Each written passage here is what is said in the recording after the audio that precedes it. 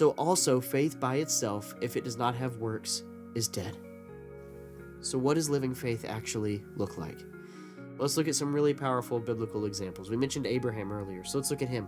Back in Genesis chapter 22, when God tested him by asking him to sacrifice Isaac, the very son through whom God had promised to fulfill his covenant, what did Abraham do?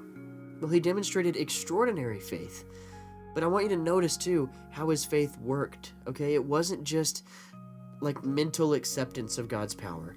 Abraham actually got up early the next morning. He saddled his donkey and he began the journey to Mount Moriah. And his faith, it moved him to action, even in circumstances that must have seemed absolutely just impossible to understand.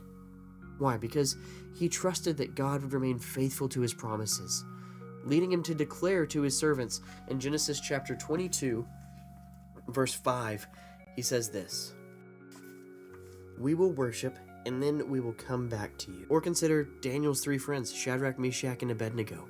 Right, when they were faced with the fiery furnace, their faith wasn't just believing God could save them. No, it produced remarkable courage and action. In fact, they told King Nebuchadnezzar in the book of Daniel, they tell him this, "If this be so, our God whom we serve is able to deliver us from the burning fiery furnace, and he will deliver us out of your hand, O king. But if not, be it known to you, O king, that we will not serve your gods or worship the golden image that you have set up." This, too, is faith in action, right? It's trusting God's goodness regardless of the outcome. And then it's demonstrating that trust through what? Through obedience. That's action.